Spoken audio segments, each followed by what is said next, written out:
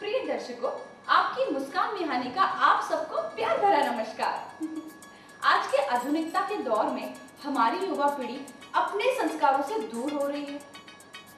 जन जन के मन में सत्य एवं संस्कृति को जगाने हेतु हम आ रहे हैं आपके शहर में सत्य ऑनलाइन मीडिया की ऐतिहासिक प्रस्तुति में कौन बनेगा ज्ञान सम्राट।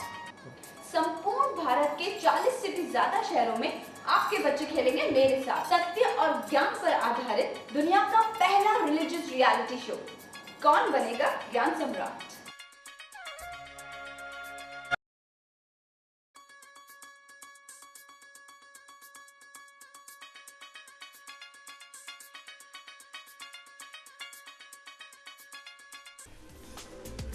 देवियों और सज्जनों, कौन बनेगा ज्ञान सम्राट जैसे अद्भुत खेल में एक बार इस छोटे से अल्पविराम के बाद आपका पुनः स्वागत है।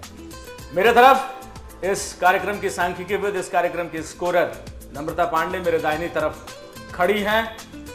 मैं नम्रता से अनुरोध करूंगा कि अब तक जो 3 बच्चे थे जिन्होंने यहाँ अपना परफॉर्मेंस दिया, जिन्होंने अपना प्रदर्शन किया ज्ञान का, इनके स्कोर क्या है, इन स्कोर्स के बारे में कृपया बताइए दर्शकों। बिल्कुल, मैं आपको बताऊंगी स्कोर। दोस्तों, हमारी पहली कंटेस्टेंट हैं अनन्या, जो डीपीएस की छात्रा हैं और इन्हें मिलते हैं 10 पॉइंट्स। मैं चाहूंगा जोरदार ताली आप सबकी तरफ से अनन्या के लिए बजनी चाहिए। हमारी दूसरी कंटेस्टेंट हैं अरुषि जैन, आप भी डीपीएस की छात्रा हैं और इन्हें मिलते हैं 20 पॉइंट्स। हमारी तीसरी कंटेस्टेंट हैं नैना शर्मा, जो पीएमएस की छात्रा हैं, इन्हें मिलते हैं 0 पॉइंट्स। नैना ने भी अच्छा किया था, कुछ कहना चाहेंगे और आप? जी, इन्होंने अच्छा किया था, बट क्या हुआ कि इन्होंने 2 तो सही बताया, 2 गलत बताया, इसलिए माइनस मार्किंग हो गई और इसलिए इनको मिलता है 0 पॉइंट्स। और अब हम लोग चलते हैं अपने प्रतियोगी नंबर 4 के पास। नैना, बहुत अच्छा आपने किया था, बहुत उम्दा, पर इस कार्यक्रम में एक नियम है, माइनस मार्क ने कुछ अच्छा किया कुछ बुरा किया, यानी 50-50 आपका हिसाब था। हालांकि 2 प्रश्नों के जवाब आपने सही दिए थे लेकिन 2 का गलत, इसलिए मैंने पहले भी कहा है कि बुद्धिमत्तापूर्ण तरीके से आप कार्य करेंगे और यदि किसी प्रश्न का जवाब आपको नहीं आता है आप क्विट कर सकते हैं, ठीक है?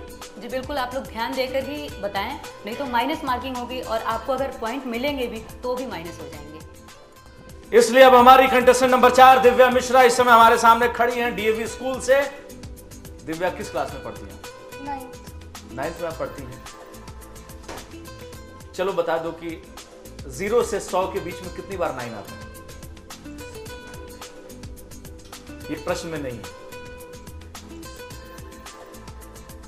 दिव्या, मैंने आपसे एक प्रश्न पूछा, चूंकि आप 9वीं कक्षा में पढ़ती हैं, आप 9th के स्टूडेंट हैं, इसलिए मैंने आपसे पूछा कि 0 से 100 के बीच में, हालांकि प्रश्न में शामिल नहीं, पर 0 से 100 के बीच में कितनी बार 9 आएगा?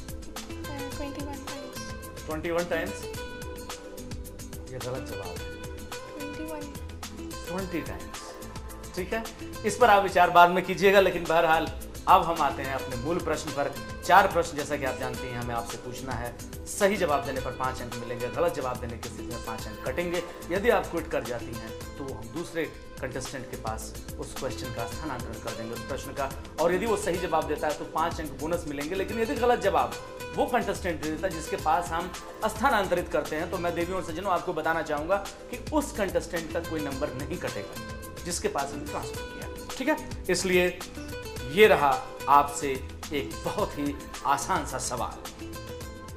परशुराम ने युद्ध विद्या किससे सीखी थी? ये रहे आपके विकल्प। Number 1 Indra, number 2 Vishnu, number 3 Shiva, या नंबर 4 ब्रह्मा। आप देख सकती हैं स्क्रीन के ऊपर ये विकल्प, ये ऑप्शंस। कुछ याद आ रहा आपको? 30 सेकंड का समय। जैसे मैं प्रश्न पूछता हूं, समय की सुई टिक टिक टिक टिक आगे बढ़ने लगती है। क्या कहेंगे आप? तो जवाब देना चाहती हैं आप?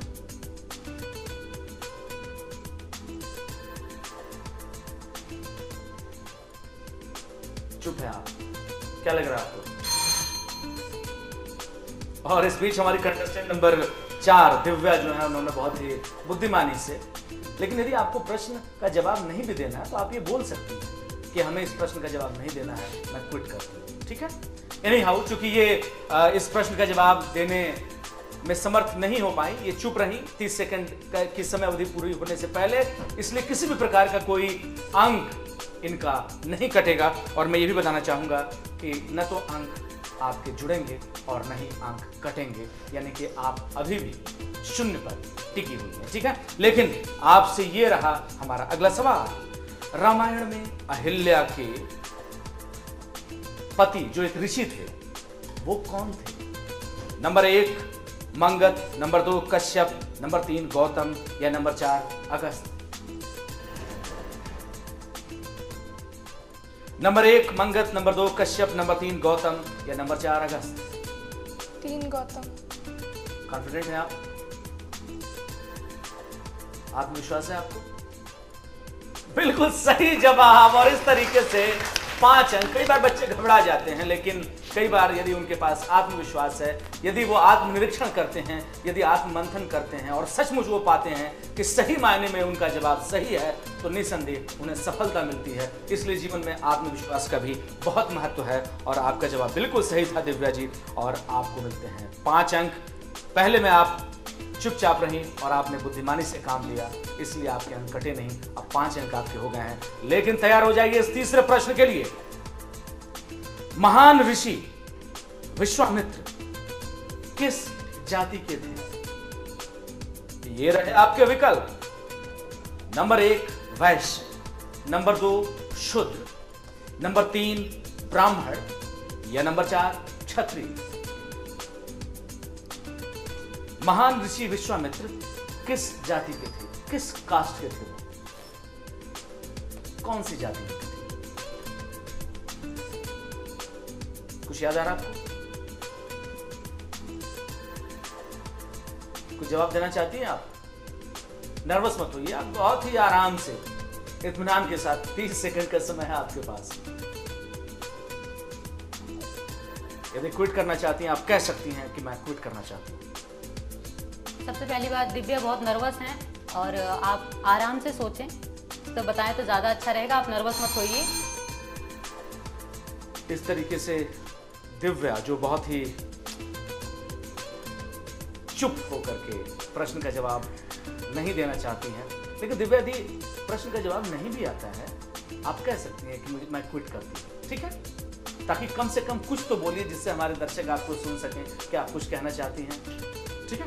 दिव्या एनी हाउ, चूंकि 30 सेकंड का समय पूर्ण होने से पहले आपने कोई जवाब नहीं दिया, इसलिए न ही आपके कोई अंक जुड़े और न ही कोई अंक कटे। मुझे लगता है कि आपने एक रणनीति अपनाई है कि जिन प्रश्नों का जवाब नहीं आता है उसमें हम चुप रहें। सच है। प्रिय दर्शकों, आपकी मुस्कान मिहानी का आप सबको प्यार भरा नमस्कार। आज के आधुनिकता के दौर में हमारी युवा पीढ़ी अपने संस्कारों से दूर हो रही है।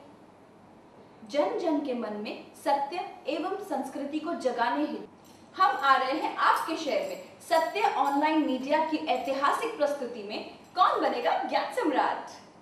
संपूर्ण भारत के 40 से भी ज्यादा शहरों में आपके बच्चे खेलेंगे मेरे साथ सत्य और ज्ञान पर आधारित दुनिया का पहला रिलीजियस रियलिटी शो कौन बनेगा ज्ञान सम्राट।